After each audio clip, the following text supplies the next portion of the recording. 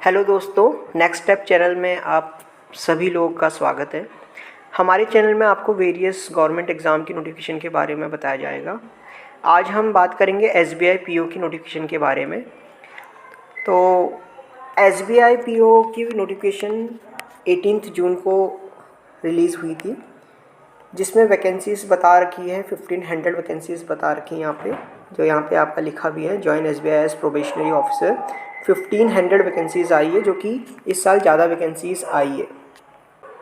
तो इस नोटिफिकेशन में जो टेंटेटिव डेट्स दे रखी है वो online registration including editing modification of application by candidate, मतलब आपका 18 जून से स्टार्ट हो गया और 8 जुलाई तक ये रहेगा। लास्ट डेट आपकी 8 जुलाई रहेगी, जो कि यहाँ पे मेंशन की गई हुई है। और जो आपका पेमेंट ऑफ फीस है ये आपका 18 से ही स्टार्ट है, आपका 8 जुलाई तक है आपका। उसके बाद अगस्त 26 ये बोल्ड में लिखा हुआ है आपका फेज़ 1 जो ऑनलाइन जो प्रीलिम्स होगा आपका, वो अगस्त से लेकर सितंबर के बीच में आपका आ जाएगा, रिज़ल्ट भी आ जाएगा आपका। और जो आपका मेन एग्ज़ाम फ़ेज़ 2 होगा वो सितंबर में आपका 2026 में हो जाएगा। उसके बाद आपका जो है साइकोमेट्रिक टेस्ट और इंटरव्यू है एंड ग्रुप एक्सरसाइज, जो कि अक्टूबर और नवंबर में होगा आपका। और जो आपका लास्ट डिक्लेरेशन ऑफ फाइनल जो रिज़ल्ट है आपका वो नवंबर दिसंबर में आ जाएगा। तो ये सारी टेंटेटिव डेट बता रखी है यहाँ पे। तो एलिजिबिलिटी क्राइटेरिया इसमें बता रखा है, जो एज लिमिट है वो आपका 2026 1 अप्रैल से देखा गया हुआ है यहाँ पे। 21 ईयर्स होना चाहिए वो, और 30 ईयर्स तक वो दे सकता है एग्ज़ाम। और यहाँ पे आप देख सकते हो कब पैदा होने वाली डेट बता रखी है, उस ब्रैकेट में अगर आप आते हो तो आप भर सकते हो एग्ज़ाम। मतलब ये पता होना चाहिए 21 ईयर्स से ऊपर ही होना चाहिए, 21 ईयर्स तो होना ही चाहिए और 30 ईयर्स तक वो एग्ज़ाम दे सकता है। उसके बाद अगर आप किसी कैटेगरी से बिलोंग करते हो तो ओबीसी से करते हो तो 3 ईयर्स का आपको रिलैक्सेशन मिल जाता है, ठीक है। एसटी एससी से करते हो तो 5 ईयर का मिल जाता है। और अगर आपका कोई पर्सन विद बेंचमार्क डिसेबिलिटी है तो आपका 10 year 13 year 15 year according to जो भी है आपका कैटेगरी वाइज मिल जाएगा आपको। तो यहाँ पे आपको सिलेक्शन प्रोसीजर बता रखा है। तो 3 फेज़ में आपके एग्ज़ाम होंगे, ठीक है। प्रीलिम्स एग्ज़ाम होगा, मेंस होगा, फिर उसका साइकोमेट्रिक और इंटरव्यू होगा आपका।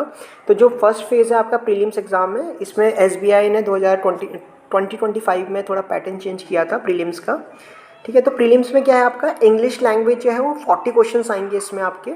20 मिनट हर एक सेक्शन को दे रखा है। तीन सेक्शन होंगे आपके, इंग्लिश, क्वांटिटेटिव एप्टीट्यूड और रीजनिंग एबिलिटी।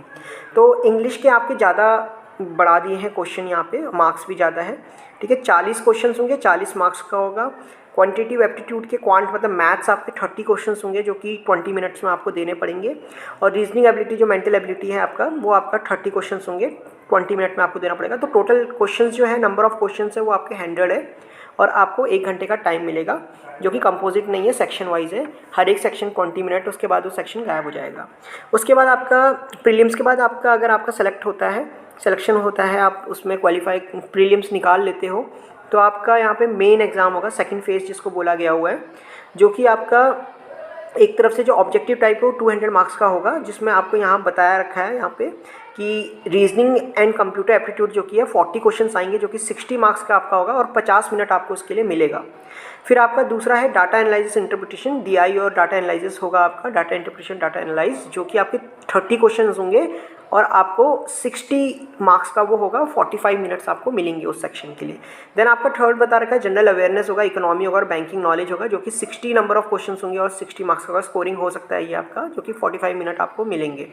उसके बाद आपका इंग्लिश लैंग्वेज में थोड़ा यहाँ पे मेंस में कम किया हुआ है उसका वेटेज, तो 40 क्वेश्चन, नंबर ऑफ क्वेश्चन 40 होंगे लेकिन 20 मार्क्स का होगा केवल, तो थोड़ा ये चेंज है आपका।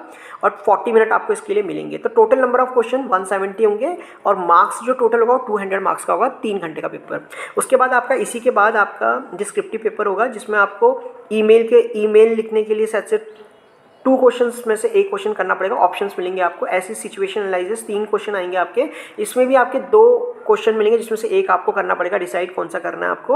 और रिपोर्ट राइटिंग आएगा, प्रिसाइज राइटिंग आएगा आपको, इसमें भी 2 ऑप्शन मिलेंगे और 1 आपको इसमें से लिखना पड़ेगा। तो नंबर ऑफ क्वेश्चन 3 हो जाएंगे और 30 मार्क्स का आपका होगा, 30 मिनट इसमें आपको मिलेगा।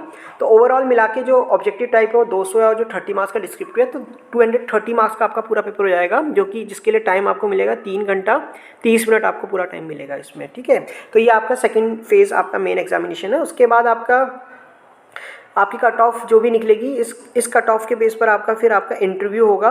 एक्सरसाइज जो आपका ग्रुप एक्सरसाइज जो इन्होंने बता रखा है, और जो साइकोमेट्रिक टेस्ट बता रखा है। साइकोमेट्रिक टेस्ट जो फेज़ थर्ड में, वो आपका क्वालिफाइंग नेचर का होगा आपका, ठीक है। और जो आपका ग्रुप एक्सरसाइज और जो इंटरव्यू है वो यहाँ पे बता रखा है 20 मार्क्स का ग्रुप एक्सरसाइज होगा और 30 मार्क्स का आपका इंटरव्यू होगा। टोटल आपका 50 मार्क्स का हो जाएगा ये आपका जो आपका इंटरव्यू और जो ग्रुप एक्सरसाइज है, ठीक है। उसके बाद आपका यहाँ पे ये बताया गया है, ब्लॉक्स में आपको दिख रहा होगा कि मैक्सिमम मार्क्स 230 है इसका आपका ऑब्जेक्टिव टाइप और पूरा डिस्क्रिप्टिव मिला के, और 50 मार्क्स आपका ग्रुप एक्सरसाइज और इंटरव्यू का है। टोटल 280 मार्क्स इसमें हो गए। तो इसको इन्होंने नॉर्मलाइजेशन किया है कि नॉर्मलाइजेशन जो मार्क्स किया है वो 75 इसको माना गया है, जो रिटर्न आपका जो मेंस एग्जाम का जो आपका है 230 में से, और जो ग्रुप का इंटरव्यू है वो 50 का आपका 25% हो जाएगा। ये आपका टोटल मिला के 100 में से आपका फिर कट ऑफ आएगा। मैंने आपको SBI PO नोटिफिकेशन के बारे में जो इम्पोर्टेंट चीज़ें हैं, वो कंटेंट है वो बता दिया है। आप ऑफिशियल वेबसाइट में जाके अपना फॉर्म भर सकते हो और एग्ज़ाम के लिए प्रिपेयर कर सकते हो, तैयारी कर सकते हो। अगर आपको हमारी यह जानकारी इंपॉर्टेंट लगी हो जो हमने यहाँ पे चैनल में बताया है, तो हमारे चैनल को सब्सक्राइब कीजिए, शेयर कीजिए, ज़्यादा से ज़्यादा लोगों तक पहुँचाइए इन्फॉर्मेशन, ताकि वो भी एलिजिबल जो कैंडिडेट है वो एग्ज़ाम को भर सकें। और कमेंट ज़रूर कीजिए कैसा लगा आपको हमारा इन्फॉर्मेशन जो हमने आपको प्रोवाइड की है।